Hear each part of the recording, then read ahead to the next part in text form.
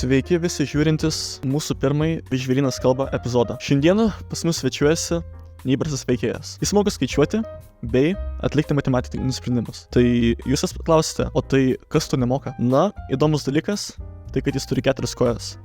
Teisingai. Susipažinkite su Kuršiu ir jo šeimininkė Inga.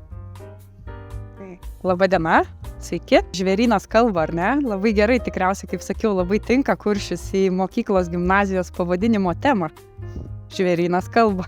Tai pirmas klausimas galbūt norėtumėm paklausti, gal kaip jūs atradote šitą jūsų šuns talentą ir koks jis yra tiem, kurie nežino, kuo ypatingas jūsų šuo? Tai Kuršio talentą atrado Kuršio mokytojas, net ne aš. Ir patys žmonės padiktavo tą talentą, nes kai su juo išeidavom į miestą, Klaipėdoje, nesvarbu čia kuriame mieste, prasidėdavo, toks buvo kažkada Bonifacijaus atostogų filmukas, kur ateina Bonifacijus toks liūtas ir aplink jį susėda žiūrovai, kad jis kažką gražaus parodytų. Tai Kuršis turėjo tokią magišką trauką žmonėms, kad kur mes išeinam aplink mus, apsėda, apeina krūva žmonių su savo gyvenimo istorijom. Aš sakiau, Kuršiui mes turim rašyti knygą tų žmonių istorijų, nes visi nori kažką papasakoti. Tai o jo išskirtinį gebėjimą, tai skaičiuoti matematiką, atrado taip pat jo mokytojas, kuris įžvelgia jo tą stiprybę, ką jisai gali duoti mokykloje, ir prasidėjo mūsų kelionė po švietimo įstaigas.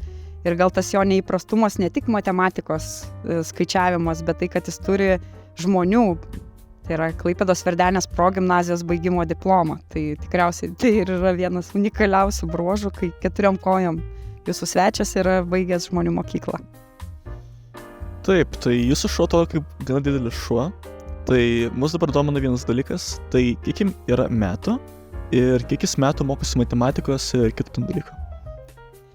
Tai Kuršis yra tikrai pakankamai didelis, tai yra Erdelio terjero veislės šuo, kuris sveria 25 kg. Aišku, jo kailis atrodo, kad jis daugiau turėtų sverti. Jam yra 8 metai, bet šio mėnesio pabaigoje, vasario 28, jam sukaks 9 metai. O matematiką jisai skaičiuoja nuo savo 2 metų. Iki 2 metų mokėsi šiaip visokiausių komandų, o net 2 metų jau pasiryžo mokytis matematikos. Tai jau kiek čia tų metų bus, 7 metai. O ar buvo sunkus tas mokymo procesas, kaip sekėsi, iš kur pasisėmėt idėjų, kaip mokyti tą visą struktūrą tokio mokymo? Tai įdomiausias dalykas yra tai, kad mokytis gyvenime svarbiausia yra turėti kūrybiškumo, ką mokyti sugalvoti. Tai aš kaip sakau, kad jeigu nori išmokti dalykų, kurių niekada niekas iki tol nesimokino, tai ieškai tų prieimo būdų. Gal dėl to Kuršis ir tapo matematiku, nes matematika tai yra kūrybingumo skatinimas. Ir jeigu esi kūrybingas, tada sugalvoji, kaip savo žinias kažkaip tai pritaikyti, kažką tai sukurti, padaryti.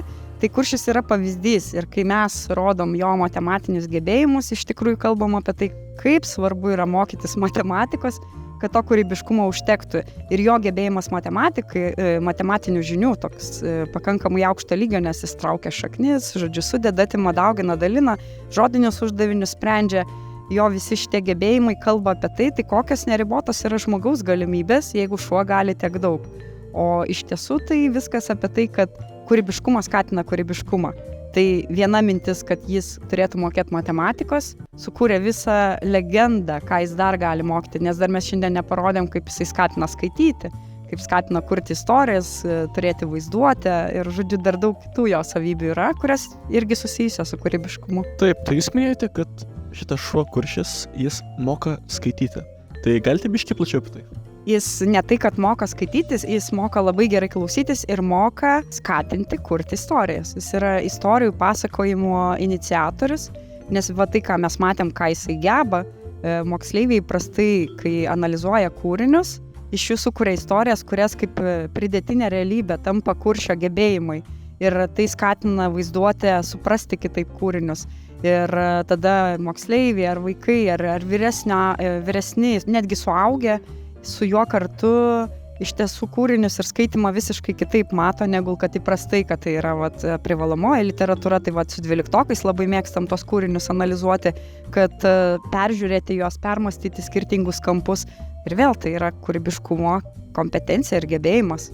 Aišku, na, šiaip iš tikrųjų esu labai nustebęs su šunim. Iš pradžių, kai išgirdau šitą istoriją, kad šuo, kuris skaičiuoja, čia net sunku pagalvoti apie tai, bet iš tikrųjų šiandien pamačius, kai mūsų mokyklos vaikam parodėte iš tikrųjų, ką jis sugeba, tai buvo tikrai fain ir manau vaikam įdomu pamatyti ir čia toks kitoks priėjimas prie mokymosi, nes jeigu šuo gali, tai ir mes galim. Tai vat ir, o kiek jūs aplink Lietuvą jau aplankėt mokyklų? Iš tiesų tai daug. Mes Kuršį pažįsta Žemaitijos mokyklos, Šilalės rajonas, Telšių rajonas, pažįsta labai gerai jį Neringa. Su Neringoje labai daug dirbame ir su gimnazija, ir su muziejais. Vilnius, Kaunas, Kaune. Visus mokymus turėjom, 3 dienų ciklas su kultūros darbuotojais, kuris edukacijas, nes dar šalia švietimo ir edukacijos jisai kūrė įvairias ir kviečia tos edukacijose dalyvauti. Tai šiaip įprastai jisai turi tokį didelį ratą žiūrovų, nes Paulius Kaupelis, laida tokia yra apie gyvūnus, kuris įveda, yra nufilmavęs vieną laidą ir skyręs rugsėjo 1, buvo pas mus atvažiavęs į Klaipėdą ir irgi taip pat jam ir davė uždavinius spręsti ir jam irgi buvo labai įdomu. Tai šiaip Kuršį pažįsta įprastai labai didelė Lietuvos dalis ir kur mes benuvažiuotumėm, visi būna, tai čia Kuršis iš Klaipėdos, kuris mokosi ir diplomą turi. Ir dar ne tik vaikai jį pažįsta, tikriausiai smagiausiai, kad jį pažįsta daug verslininkų, nes Kuršis veda gebėjimo dirbti komandoje mokymus, kaip reikia dirbti komandoje. Tai aš ne veltui sakau, kad mokykimės mokyklai, kad paskui nereikėtų užaugus samdyti šunį, kuris pamokytų, kaip dirbti komandoje. Kalbant apie šuns mokymus, ar jūs pati tikite, kad ateityje šunis galės būti mokytojais? Aš labiausiai tikiu tikriausiai, kad gamta ir žmogus išsaugo santykį, nes kaip jūs matot, šuo įėjo į mokyklą, aplinka pasikeitė visų nuotaika, visų emocija, kas buvo liūdnas, tas nusišypsojo. Tai pirmiausias sėkmės garantas yra mokymosi procese, saugi aplinka, kurioje tu gali mokytis. Tai aš manau, jeigu tos gamtos atsiras daugiau, jeigu mes būsime tos gamtos sudėtinė dalim, nepamiršim, kad ne mes ir gamta, ne gamta ir mes, o kad tai yra vienis. Aš manau, kad galės atsirasti ir katinas galbūt mokytojas, o gal mes su Kuršiu turime krevetės ir šiuo metu mūsų didžiausias tikslas akvariume išmokyti mūsų turimo 7 krevetės, kurios puikiai mokosi, nes jos turi mokymosi centrus ir už paskatinimą jos taip pat daro įvairiausius triukus. Tai gal mokys krevetės, nežinau. Iš tiesų gražiai čia papasakot ir toks dalykas parodant, kiek šunis iš tikrųjų yra kaip mūsų draugai. Ir mes galim iš jų mokytis, jie gali iš mūsų mokytis ir tikrai fainai. Tai iš savo pusės norėčiau galutinį klausimą paklausti, koks galutinis tikslas Kuršio, į kur visą tai veda? Aš pagalvojau, iš tiesų, kai mes šį jau pavasarį ir vasarą pamatėme rezultatus, kaip mokosi moksleiviai, ir net tiek rezultatų buvo tikriausiai nustebimas, kad taip gerai jie mokosi, bet labiausiai pradžiugino tai, kad tie vaikai, kurie mokosi su Kuršiu, susigrąžina prigimtinį smalsumą ir begalinę motyvaciją žinių ir mokymosi. Tai va dabar jo visi klasiokai mokosi toliau gimnazijose, sustiprintose Klaipėdoje ir matyti juos pasiekimus įvairiausiose srityse, kur jie dalyvauja, įsitraukia. Tai aš galvoju, kad Kuršio tikriausiai tikslas būtų užauginti visuomenę, kuri ir būtų ta kuriančioji, ką mes ir skatinam, kaip ir sakau, būkime drąsūs svajoti. Būkime drąsūs sukurti tai, kas šiandien nėra sukurta. Vat šiandien atsiuntė jo 4-okai, padarė apie kosmosą video, kur Kuršis užkariauja planetas ir kaip žmogus padėjo koją, tai Kuršis leteną padėjo. Jie nuvėlė Kuršį, surinko faktus ir tai yra 4-okai. Ir sako, Kuršis gana jau čia man. Ir noriu pasakyti, kad Kuršio tikslas tikriausiai yra sukurti visuomenę, kuri turėtų drąsos būti kūrybinga, telktųsi, būtų komanda, būtų kritiškai mąstantis ir kurtų šitą pasaulį iš tikrųjų tokį, kokiame norim gyventi. Ne tame, kuriame kariauti, o tame, kuriame kursim. Kuršis jau biškį pavargo nuo klausimų ir vaikų, bet mums biškį įdomu tai, kad jis gal pademonstruotų mums, kaip jis daro savo sugebėjimus, matematikas pavyzdžiui. Po kelionės ir po visko aš tiesiog gal gerbiant jo tą tokį, nes tai yra visgi šuo ir jis nėra, kaip sakau, jis yra gyvas organizmas, kaip mes pavargstam. Taip šuo ir dar labiau, nes jis yra emocionaliai viską priemantis. Kaip sakiau, jo yra aukštas emocinis intelektas. Jis, pavyzdžiui, šiuo metu yra susidomėjęs, kas yra už šitų sienų. Kaip matot, amžinas smalsumas. Vat, gal žmonėms reikėtų, vat, iš kur čia daugiausiai, jis kaip švilpiko dienais atsikelia ir sako, tai kas šiandien vėl nauja, viskas visai naujai, mokykla nauja, žmonės naujai, jis vėl naujai sveikinas. Mums kartais to pritrūksta, mums atrodo, kad mes rutinoje ir vėl turim tai daryti, tai jis įneša tą, kad viską visą laiką pasižiūrėti iš kitos pusės. O dėl jo komandų aš galiu pabandyti paprašyti, bet nebegarantuoju, kad jisai bus labai tikslus ir padarys taip, kaip aš norėsiu. Tai aišku, tai reikėtų skaniuko. Čia aš jau be skaniuko nelabai. Sėsk.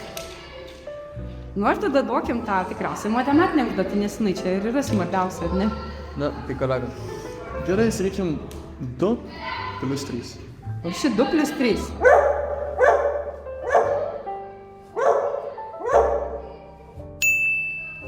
Taip? Dar vieną pasakykit. Dabar kolegai jo. Tai gal 8 minus 4. Gerai, kur šia 8 minus 4?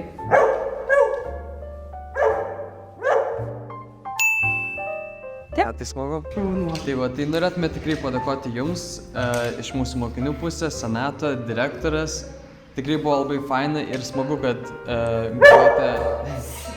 galėjote šiandien vaikams parodyti jūsų sugebėjimus. Tai ačiū jums labai ir iki kito karto.